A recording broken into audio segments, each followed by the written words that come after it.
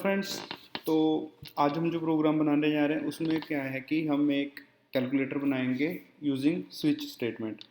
अब इसमें हमने चार बेसिक ऑपरेशंस परफॉर्म करवाने हैं: एडिशन, सब्ट्रैक्शन, मल्टीप्लिकेशन और डिवाइड। तो आइए देखते हैं कि अब हम ये कैसे बनाएंगे। तो सबसे पहले तो हमने एक क्लास बना ली, से हमने क्लास का नाम दे दिया कैलसी। हमने यहाँ पर मेन मेथड लगाया। अब देखो, हमने क्या करना है कि हमने यूज़र को चॉइस दिखानी है कि जिसमें से वो चूज़ कर सकेगा कि उसने एडिशन परफॉर्म करवाना चाहता है, सब्ट्रैक्शन या मल्टीप्लिकेशन और डिवीजन। तो उसके लिए हमें स्कैनर क्लास का ऑब्जेक्ट बनाना पड़ेगा। प्लस हमने जो दो नंबर्स को ऐड, सब्ट्रैक्ट या मल्टीप्लाई करवाना है, उनकी इनपुट भी हमने रन टाइम पर लेनी है, तो हमें स्कैनर चाहिए। अब हमने वेरिएबल्स डिक्लेयर किए, ए कॉमा बी कॉमा सी, ये तीन वेरिएबल्स। देखो, ये दो वेरिएबल्स में हम नंबर इनपुट करवाएंगे और थर्ड में हमने रिजल्ट करवाना है स्टोर। उसके बाद हमने एक कैरेक्टर वेरिएबल लिया से ch नेम से, इसमें हम यूज़र से इनपुट करवाएंगे जो भी वो ऑपरेशन परफॉर्म करवाना चाहता है। तो अब हमने यहाँ पर क्या किया, प्रिंट करवाया। यूज़र को पहले हमने ऑप्शन दिखा दिए कि उसने करवाना क्या है।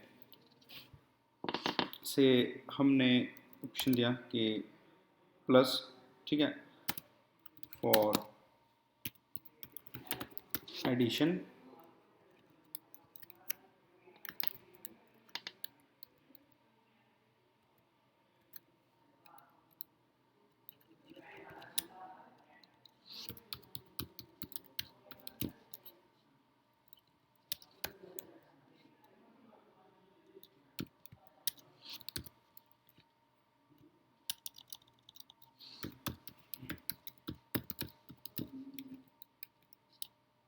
यहाँ पर हमने डिवीजन और मल्टीप्लिकेशन, ठीक है। उसके बाद हमने यहाँ पर मैसेज प्रिंट किया कि एंटर योर चॉइस। हमने यूज़र को बता दिया कि आप अपनी चॉइस को एंटर करो, ठीक है। अब यूज़र इन चार सिंबल्स में से कोई एक इनपुट करेगा, तो हमने इसके लिए कैरेक्टर वेरिएबल लिया था। अब हमने यहाँ पर क्या करवाया कि scan dot next method use होता है स्ट्रिंग के लिए। उसके बाद हमने यहाँ से मेथड कॉल करवाया कैरेट जीरो इंडेक्स, क्योंकि हमने कैरेक्टर इनपुट करवाना है, तो आप इस तरह से कैरेक्टर इनपुट लेने के लिए यूज़ कर सकते हो। तो अब यहाँ पर हमने लगाना है स्विच केस। तो हमने यहाँ पर स्विच लगाया किस वेरिएबल पर, ch पर। अब हमारे पास यहाँ पर केसेस क्या है, केस सबसे पहले अब सिंगल कोट में आएगा प्लस, ठीक है।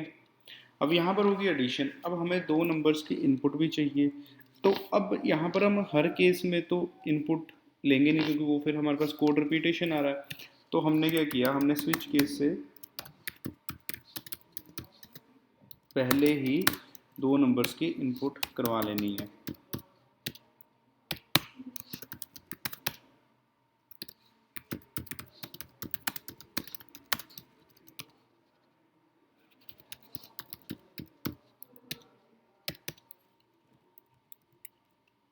अब यहाँ पर सिंपल है कि जब केस प्लस हुआ तो c equals to a plus b। उसके बाद हमने इसको क्या कर दिया, प्रिंट के एडिशन इक्वल्स टू, और यहाँ पर हमने c वेरिएबल को कर दिया कंकैटिनेट। अब इसके बाद हमने लगा दिया ब्रेक, फिर लगाया हमने सेकंड केस जो कि है माइनस के लिए, सब्ट्रैक्शन के लिए। तो अब c equals to a minus b। अब यहाँ पर हमने प्रिंट करवा दिया subtraction equals to plus c। उसके बाद फिर ब्रेक लगाया। अब थर्ड केस हमारे पास क्या है, डिवीजन के लिए है, तो सिंगल कोट स्लैश, ठीक है। अब c equals to a divide by b, और हमने इसको भी प्रिंट करवा दिया।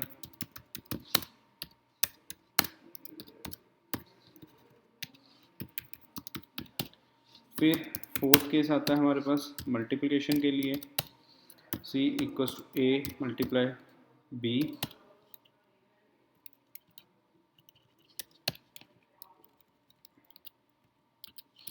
यहाँ पर हमने फिर प्रिंट करवा दिया मल्टीप्लिकेशन इक्वल्स टू सी, और इसके बाद लगा दिया हमने ब्रेक। देखो ये 4 केसेस तो हो गए, लेकिन अगर यूज़र ने इन 4 केसेस के अलावा कोई और इनपुट कर दी तो फिर हमने क्या किया, एक डिफ़ॉल्ट केस लगाया और हमने यहाँ पर मैसेज प्रिंट करवा दिया कि इनवैलिड इनपुट। ठीक है ना, कि अगर यूज़र इन 4 वैल्यूज़ के अलावा प्लस माइनस डिवाइड मल्टीप्लिकेशन के अलावा कोई और कैरेक्टर इनपुट करता है तो उसको ये मैसेज शो हो जाएगा।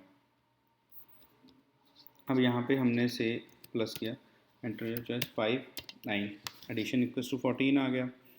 अब से हम मल्टीप्लाई करना जा रहे हैं, तो मल्टीप्लाई 2 9 18। अब देखो जैसे हमने इसके अलावा कोई और इनपुट कर दी है, से हमने मॉडुलस परसेंटेज का साइन इनपुट कर दिया, तो अब देखो यहाँ पर क्या है कि 2 नंबर्स की इनपुट तो पूछी और इनवैलिड इनपुट बता दिया। देखो इनवैलिड इनपुट तो बता दिया कि ये ऑपरेशन हमारे पास डिफाइंड नहीं है कि यहाँ पर क्या होगा, लेकिन हमसे कंपाइलर ने इन 2 की नंबर की इनपुट पूछी। तो देखो आपने इस चीज़ का भी ध्यान रखना होता है कि जो कोड अब इस केस में एग्जीक्यूट, इसका कोई बेनिफिट है नहीं आपके पास, आपको इसको एग्जीक्यूट करवाना ही नहीं चाहिए। ठीक है ना, तो फिर देखो हमने यहाँ पर क्या किया, इसको हमने लगा दिया इफ़ में, या हमने लगा दिया इफ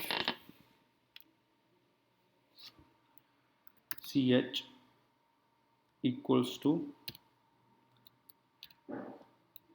प्लस, और अब देखो हमने ना पहले सारे चेक कर लिए कि अगर ये इनमें से कोई चॉइस आ रही है आपके पास तो ही इनपुट होगी इन वेरिएबल्स में, अदरवाइज नहीं।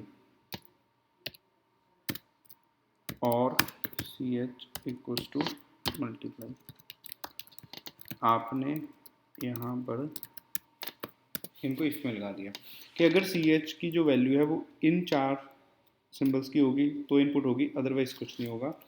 और यहाँ पर ए और बी को इनिशलाइज करना होगा आपको, में 0 इनिशलाइज करवा दिया।